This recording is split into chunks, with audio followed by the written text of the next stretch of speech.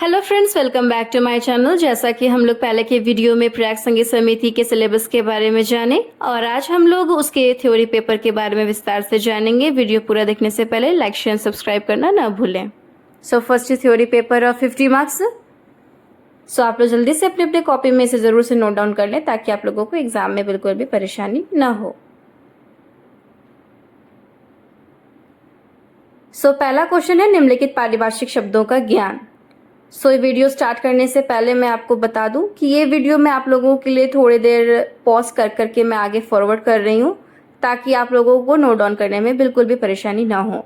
आप लोग अगर वीडियो मेरे अगर रुक जाए या मेरी आवाज़ आपको ना आए तो आप लोग बिल्कुल भी परेशान ना हो। पहला है नृत्य। नृत्य की परिभाषा, शरीर के विभिन्न अंगों के संचालन द्वारा मन के भाव प्रकट करने को नृत्य कहते हैं। अगर आपको शॉर्ट क्वेश्चन में अगर नृत्य की परिभाषा पूछी जाए तो आप ये बोल सकते हैं। नृत्य संगीत का एक अंग है। संगीत के अन्य अंग हैं गायन और वादन। तीनों एक दूसरे के सहायक होते हैं और तीनों के सहयोग से संगीत पूर्ण होता है। नृत्य के मुख्य दो रूप हैं, पहला लोक नृत्य और दूसरा शास्त्रीय नृत्य। किसी शुभ अवसर, पर्व या सफलता प्राप्त करने पर खुशी में थिरकने को देसी या लोक नृत्य कहते हैं। ऐसे नृत्यों में कोई नियम नहीं होता। जो नृत्य नियमबद्ध होता है अर्थात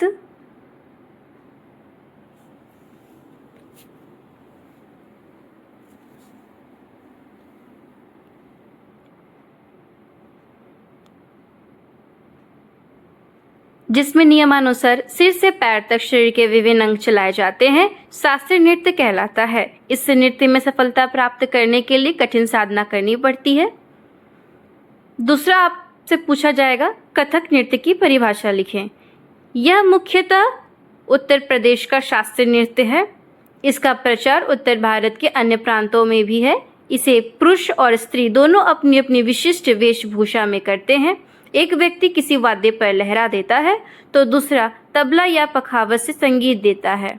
नर्तक आमद, थाट बोल, तोड़े, परन, टुकड़ा, तत्कार आदि तैयारी और सफाई के साथ दिखाता है।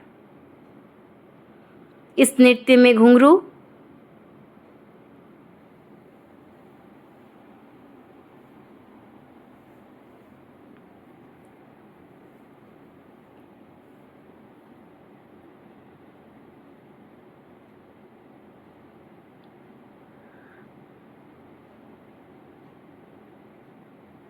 का जैसा जटिल प्रयोग होता है वैसा दुनिया के किसी अन्य नृत्य में नहीं होता है।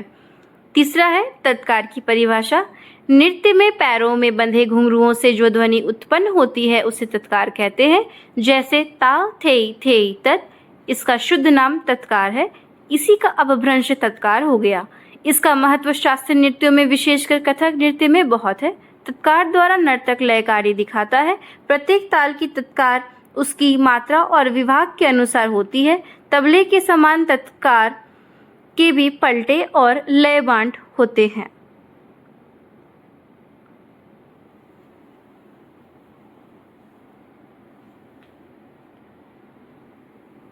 चौथा है थाट की परिभाषा।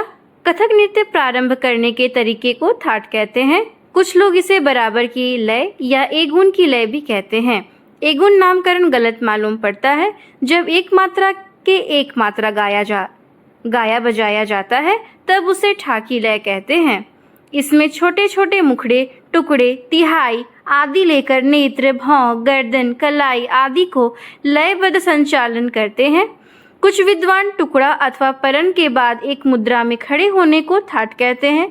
कुछ विद्वान थाट को करण भी कहते हैं। थाट की लय में झपताल का उदाहरण धीना, धी धीना, तीना, धी धीना। पांचवा है सलामी की परिभाषा। यह शब्द उर्दू भाषा के सलाम शब्द से बना है।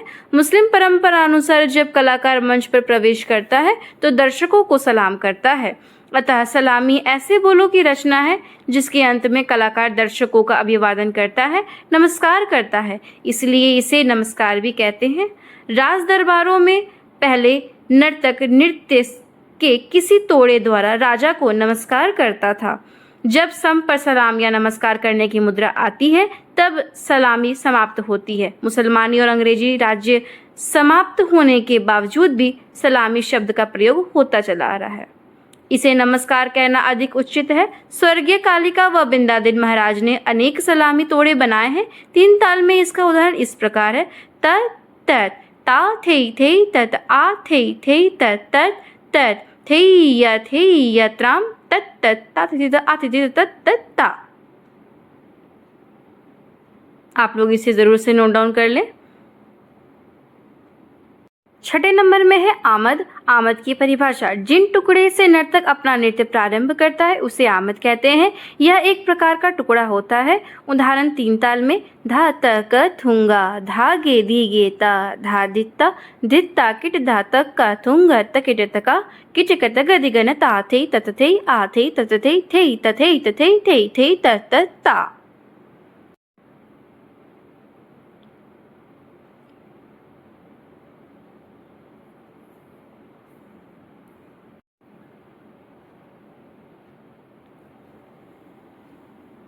सातवां नंबर है तोड़ा। तोड़ा की परिभाषा, नृत्य के बने बोलों की रचना को तोड़ा कहते हैं। इसे एक प्रकार का टुकड़ा भी कह सकते हैं।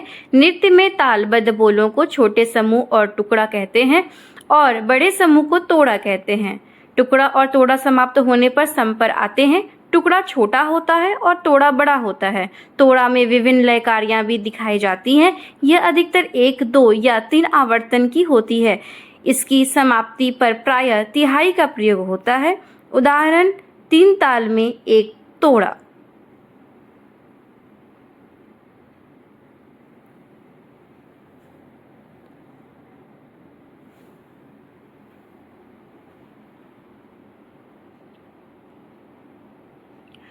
तत तत थे तिगदा दिगदिग थे तत तत थे तिगदा दिगदिग थे तत तत थे तिगदा दिगदिग थे तिगदा दिगदिग थे तिगदा दिगदिग थे तिगदा दिगदिग ता।